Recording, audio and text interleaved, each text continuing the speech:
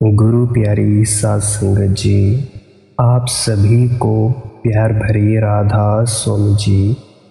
साध संगत जी, आज के सत्संग का विषय है अंधे लोग, कि कैसे इस पूरे संसार के लोग अंधे हैं और किस तरह से गुरु का प्रकाश ही इस दुनिया के अंधे लोगों को रास्ता दिखाता है।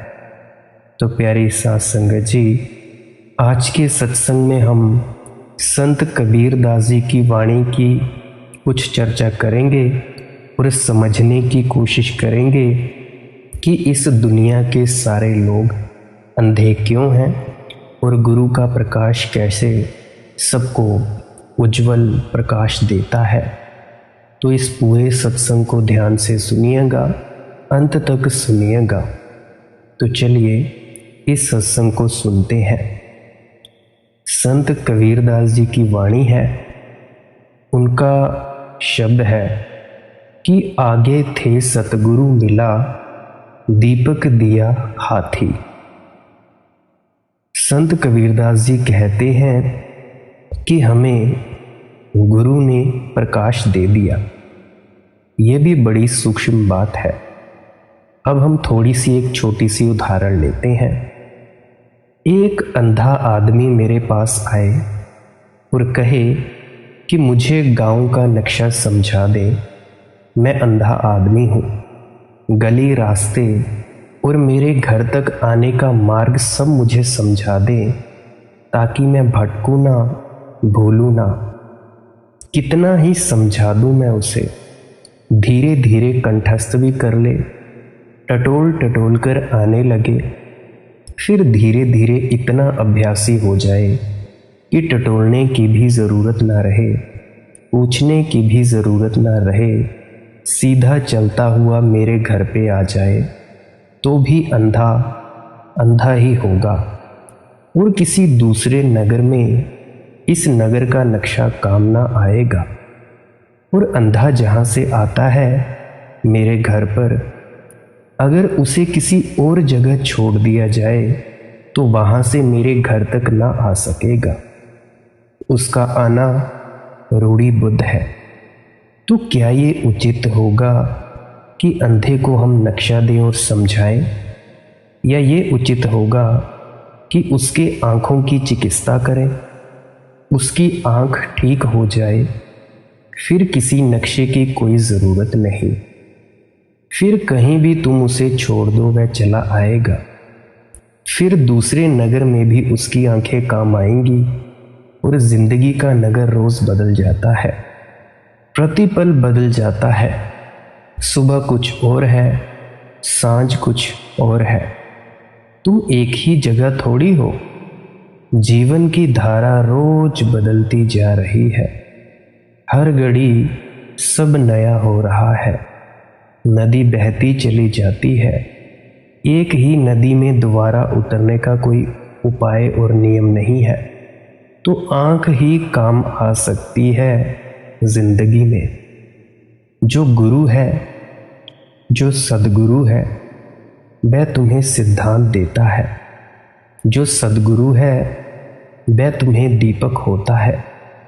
सदगुरु तुम्हें प्रकाश देता है ताकि तुम जहाँ भी रहो देख लो। असदगुरु तुम्हें सिद्धांत देता है। अंधे की लकड़ी की भांति है वे सिद्धांत, ताकि तुम टटोल कर अपना रास्ता खोज लो। लेकिन लकड़ी और आँख का क्या मुकाबला है कोई। शास्त्र से तुम्हें अंधे की लकड़ी मिलती है ताकि तुम थोड़ा टटोल कर रास्ता खोज लो। मुसीबत आए तो तुम शास्त्र में देख लो कि करना क्या है। सदगुरु आंख देता है, दिया देता है, अंदर की रोशनी देता है, तुम्हें जगाता है, जागरण देता है, विवेक देता है, होश देता है, सिद्धांत नहीं देता। क्योंकि होश के लिए किसी सिद्धांत की कोई ज़रूरत नहीं। जागृत अवस्था के लिए किसी सिद्धांत की कभी ज़रूरत पड़ी भी नहीं।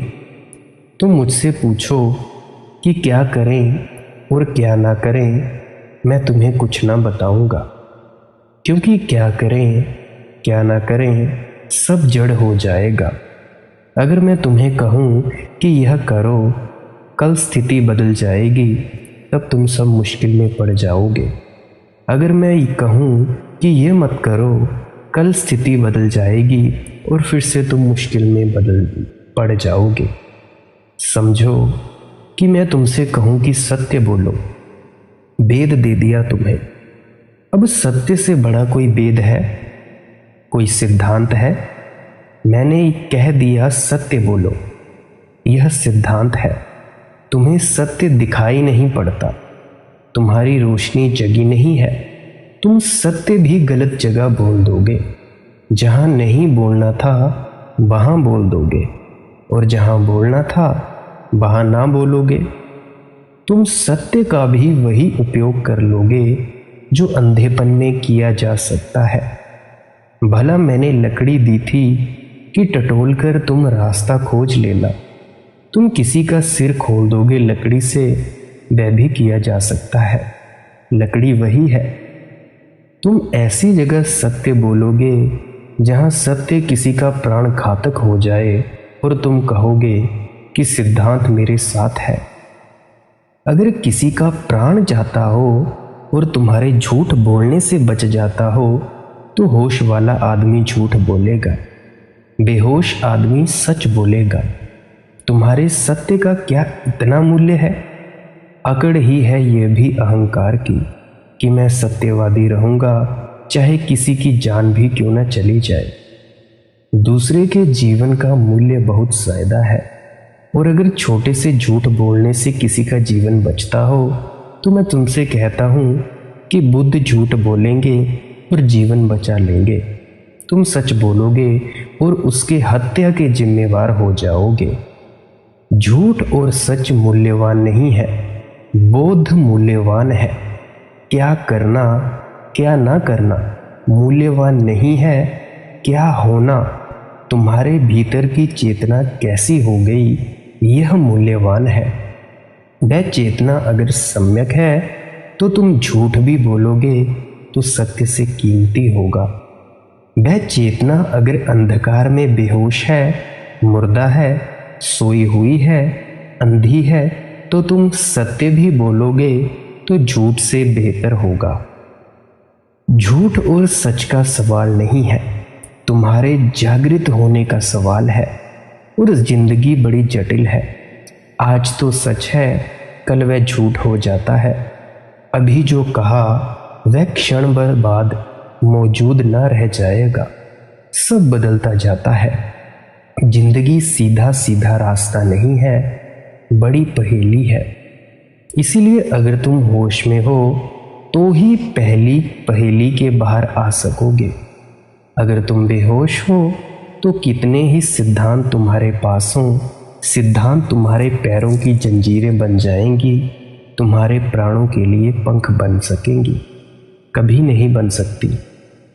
इसीलिए कबीर साहिब जी कहते हैं, दीपक दिया हाथी, नहीं बताया कि क्या करो और क्या ना करो, नहीं कहा कि यह जप करो यह तप करो, नहीं कहा कि यह क्रिया करो, यज्ञ करो, कि मंदिर जाओ, कि मस्जिद गाओ, नहीं कहा कि व्रत उपवास करो। दीपक दिया हाथी, सिर्फ ध्यान का दिया दिया, समाधि की रोशनी दी, और गुरु सामने से मिला।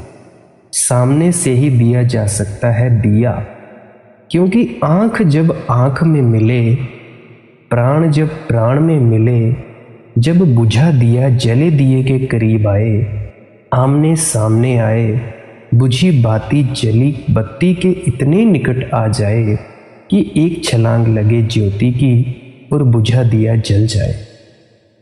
संत कबीर फरमाते हैं, आगे थे सतगुरु मिला, दीपक दिया हाथी, भक्ति भजन हरि नाम है, दूजा दुख अपार।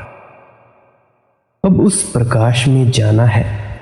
यह गुरु ने नहीं कहा कि भक्ति भजन हरि नाम है, नहीं, गुरु ने तो सिर्फ रोशनी दी, गुरु ने तो हिलाया और नींद तोड़ दी। गुरु ने तो जगाया कि सुबह हो गई, कब तक सोए रहोगे, उठो। बात खत्म हो गई। गुरु ने तो थोड़े पानी के छींटे मार दिए आंखों पर कि चाय की एक प्याली लाकर पिला दी। उठो, जाग जाओ, सुबह हो गई, बहुत सो लिए तुम, जन्मों जन्मों सो लिए। खोलो आंख, सूरज निकला है।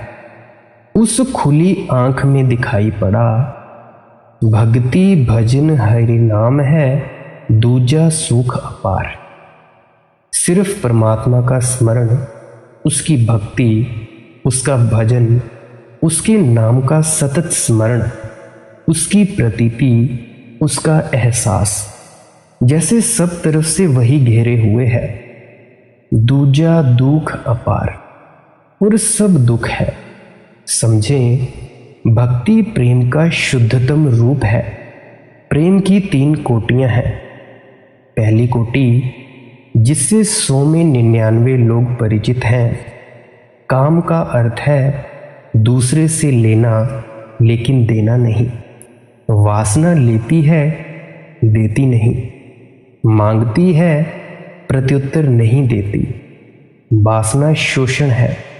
अगर देने का बहाना करना पड़े तो करती है, या देने का दिखावा भी करना पड़े तो भी करती है, क्योंकि मिलेगा नहीं।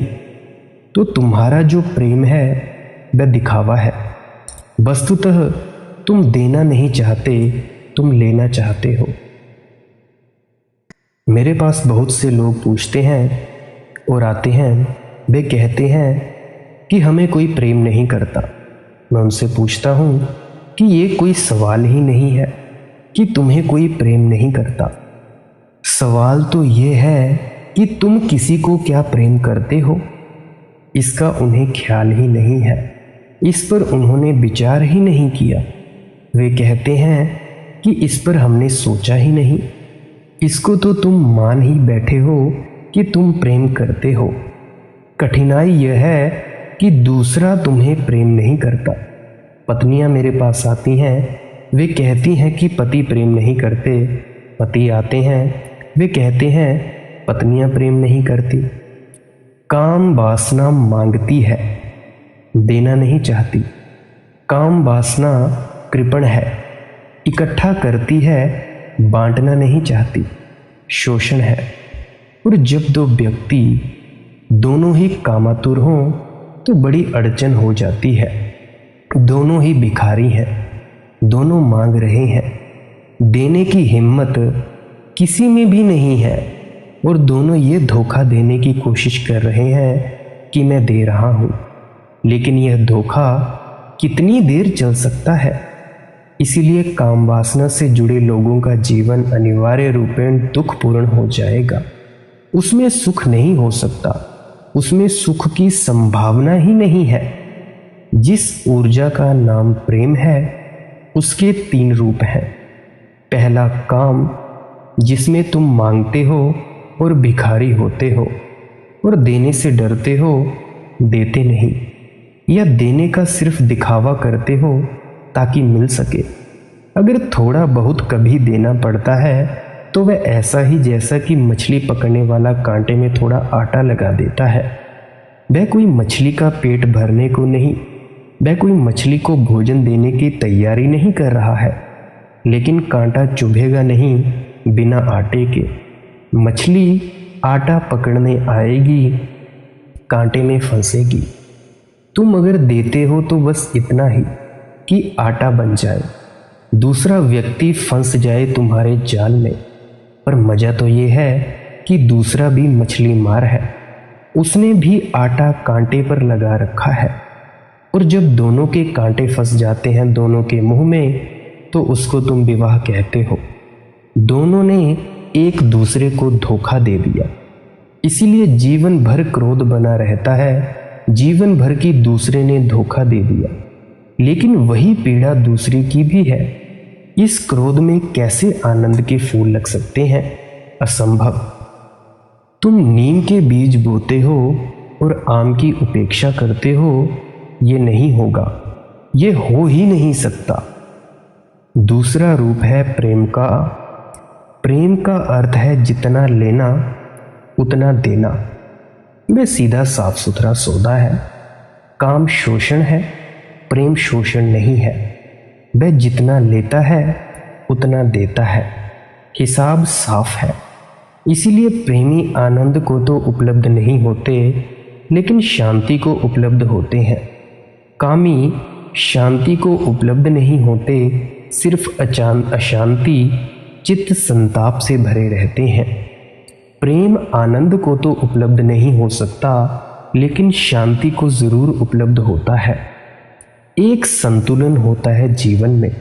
जितना लिया उतना ही दिया, जितना दिया उतना पा लिया। हिसाब किताब साफ होता है। प्रेमियों के बीच में कलह नहीं होती, एक गहरी मित्रता होती है। सब साफ है, लेना देना बाकी नहीं है, क्रोध भी नहीं है, क्योंकि जितना दिया उतना पाया। कुछ विषाद भी नहीं है, ना कुछ लेने को है ना कुछ देने को है। हिसाब किताब साफ है। प्रेमी साफ सुथरे होते हैं। ऐसी घटना अक्सर मित्रों के बीच घटती है। इसलिए मित्र बड़े शांत होते हैं मित्रों के साथ। पति पत्नी के बीच कभी घटती है, मुश्किल से घटती है, क्योंकि वहाँ काम ज्यादा प्रगाढ़ है। लेकिन दो मित्रों के बीच अक्सर घटती है। और अगर दो प्रेमी हो, पति पत्नी, तो वे भी मित्र हो जाते हैं। उनके बीच पति पत्नी का संबंध नहीं रह जाता, एक मैत्री का संबंध हो जाता है, जहाँ कोई विषाद नहीं है, ना कोई मन में पश्चाताप है, ना यह ख्याल है कि किसी ने किसी को धोखा दिया। प्रेम का तीसरा रूप है भक्ति, जिसमें सिर्फ भक्त देता है, लेने की बात ही नहीं करता। काम से ठीक उल्टी है भक्ति, और काम और भक्ति के बीच में है प्रेम। कामी दुखी होता है, भक्त आनंदित होता है, प्रेमी शांत होता है। इस पूरी बात को ठीक से समझ लेना।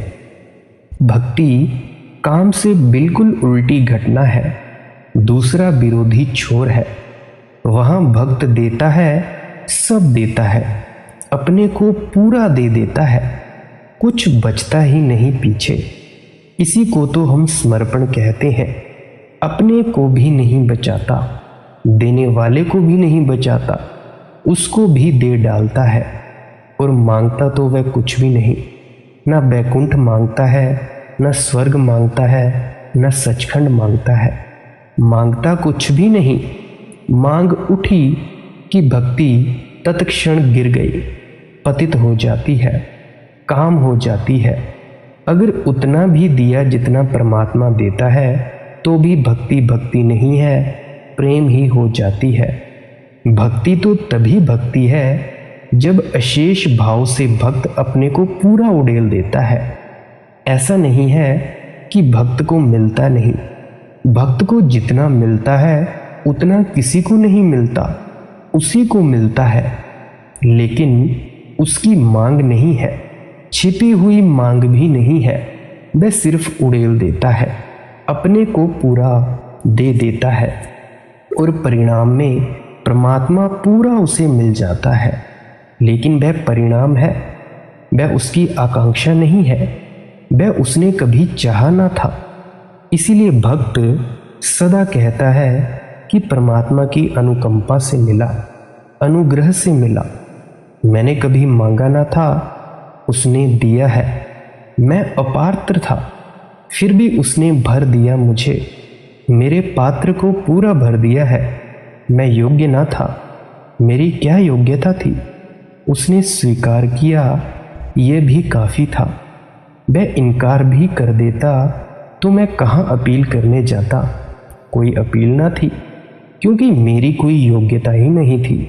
भक्त अपने को दे देता है समग्र भाव से, परिपूर्ण भाव से, और जितना अपने को दे देता है उतना ही परिपूर्ण परमात्मा उस पर बरस उठता है, बहुत पा लेता है, अनंत पा लेता है, सब पा लेता है जो इस अस्तित्व में पाने योग्य है। जो भी सत्य है, सुंदर है, शिव है, सब उसे मिल जाता है। वह इस अस्तित्व का शिखर हो जाता है। भक्ति भजन हरि नाम है और भजन है भक्त के अनुग्रह की अभिव्यक्ति। भजन का अर्थ नहीं है तुम राम राम राम राम करते रहो, क्योंकि राम राम राम राम तुम कर सकते हो किसी वासना से, तुम करते ही हो वासना से। तुम ये जो नामदान के शब्द भी जपते हो, इसमें भी तुम्हारी वासना ही है। तब तुमने परमात्मा से भी काम का ही, वासना का ही संबंध बनाने की कोशिश की। तुम कुछ मांग रहे हो, तुम हिसाब रखते हो कि लाख दफे नाम लिया। मैं एक घर में मेहमान था। उस घर का मालिक निश्चित पागल रहा होगा। उसने सारे घर को कापियों से भर रखा है। राम राम राम राम सालों से वह लिख रहा है। इतने करोड़ नाम लिख चुका है। उसका हिसाब रखता था, नाम कितने करोड़ लिख चुका है। उसकी अकड़ है। वह अगर परमात्मा के सामने जाएगा, अकड़ खड़ा हो जाएगा कि क्या इरादे हैं। इतने करोड़ नाम लिखे, अब इसका क्या फल है। उसकी आंखों में दिखता है कि वह फूल की मांग खड़ी है, अन्यथा ये कापियां बच्चों के काम आ जाती। खबर कर दी। स्कूल में बहुत बच्चे हैं जिनके पास कापियां नहीं है। उन सज्जन से मैंने कहा कि मत करो खराब, बच्चों को बांट दो। वे नाराज हो गए कि आप नास्तिक हैं, मैं राम राम लिख रहा हूँ। नहीं, तुम्हारा राम राम लिखने दोहराने का कोई अर्थ नहीं। भजन बड़ी गहरी प्रक्रिया है। आगे कबीरदास जी समझाएंगे तो तुम्हें समझ में आ जाएगा। और ना कोई सुन सके कै साईं के चित्त, दूसरा सुन ले तो भजन ही ना रहा। वह क्या भजन रहा जिसको दूसरे ने सुन लिया। तब तुम दूसरे को सुनाने को कर रहे होगे। या तो तुम्हारी अंतरात्मा जानती है या परमात्मा, वह दो के बीच की बात है। तीसरा उसे सुनता ही नहीं है, सुन ही नहीं सकता। वह इतना सूक्ष्म है। वह एक भाव है। भजन एक भाव है। वह शब्दों की, ध्वनियों की व्यवस्था नहीं है, एक भाव दशा है। भजन अनुग्रह है। तुम ऐसा भरपूर हो कि तुम चलते हो तो तुम्हारे चलने में एक नाच है, तुम्हारे पैर में एक महक, एक दमक है। भरे पूरे चलते हो। जैसे कभी किसी को तुमने चलते देखा हो, कोई प्रेमी को जो किसी के प्रेम में पड़ गया, उसकी चाल बदल जाती है। कल तक वैसे ही इसी दफ्तर जाता था, उसी रास्ते से गुजरता था, यही पैर थे। लेकिन अब जरा बात बदल गई। अब पैरों में कुछ ऊर्जा और है। पैरों में अब कुछ नाच समा गया। घुंघरू नहीं बंधे हैं, लेकिन कहीं घुंघरू बजते हैं। चलता है, लगता है कि उड़ता है। जमीन की कोशिश का प्रभाव नहीं पड़ता उसे। कोई भी जमीन उसे कशिश नहीं करती। कुछ पा लिया है। जरा एक स्त्री मुस्कुरा दी। पहले भी निकलता था यहाँ से, तब तुम गौर से देखते तो इसके सिर पर तुम्हें सारी फाइलों का ढेर लगा हुआ दिखाई पड़ता। छाती पर पूरा दफ्तर लिए आता जाता था, घसीटता था। आज एक गुनगुनाहट है। चाहे होंठ कंप भी ना रहे हों, लेकिन तुम गुनगुनाहट चेहरे पर देख पाओगे। आज आदमी स्नान किया हुआ मालूम पड़ता है। रोज भी स्नान करके निकलता था, लेकिन फिर भी धूल जमी हुई मालूम पड़ती थी। आज बाल कुछ ज्यादा संवरे हुए हैं, कपड़े साफ सुथरे हैं। आज कुछ बात हो गई। आज हृदय कुछ भरा है। जरा सी प्रेम की झलक आ गई। तो भक्त की तो क्या कहनी बात। जिसको परमात्मा की झलक आ गई हो, जिसने अपने को समर्पित किया हो और उस समर्पण में परमात्मा से भर गया हो, जिसने अपने को मिटाया हो और परमात्मा को पा लिया हो, उसका उठना बैठना, चलना बोलना, ना बोलना, उसका सोना, उसका जागना सब भजन है। भजन एक अहोभाव है।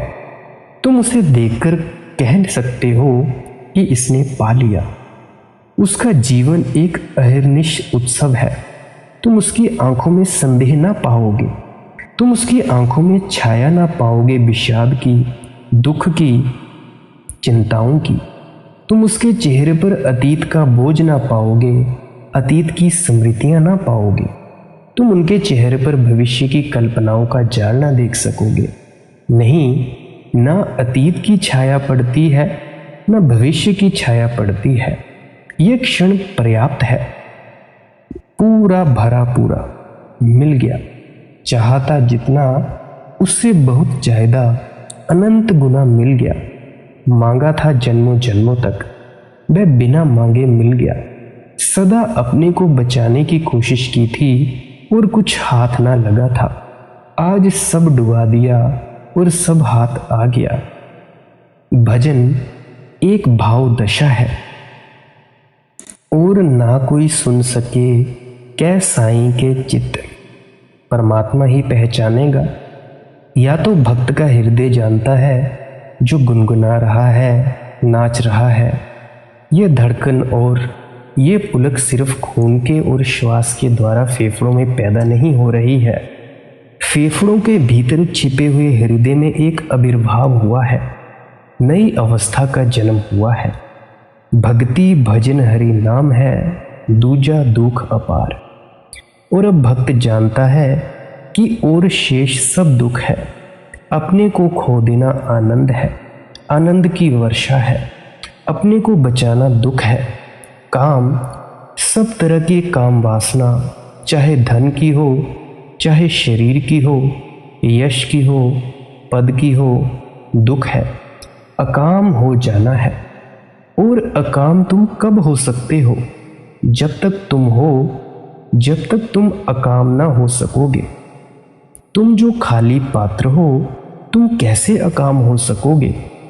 तुम तो भिखारी हो, कैसे अकाम हो सकोगे? तुम सम्राट के चरणों में अपने को छोड़ दो, छोड़ते ही तुम अकाम हो जाओगे और तुम्हारे जीवन में अहिर्निश भजन गूंजने लगेगा। संत कबीर जी ने कहा है कि ना तो जाता हूँ मंदिर की परिक्रमा करने, बैठूं सो परिक्रमा। अब कहीं और नहीं जाता, उठता बैठता परिक्रमा है। अब तो जो भी करता हूँ वही उसकी पूजा और अर्चना है। अब मैं तो बचा नहीं, अब वही मुझसे सांस लेता है। उसी को भूख लगती है, उसी को प्यास लगती है। पानी पीकर वही तृप्त होता है। मैं बीच में नहीं हूँ। ऐसी दशा भजन की दशा है। तो इसलिए प्यारी साध संगत जी, हम सभी को भजन में वक्त देना चाहिए ताकि परमात्मा की असीम कृपा हम पर बरसे। गुरु प्यारी साध संगत जी, आज का सत्संग यहीं समाप्त होता है। अंत में आपके अंदर बैठे परमात्मा को प्रणाम करता हूँ। राधा स्वामी जी।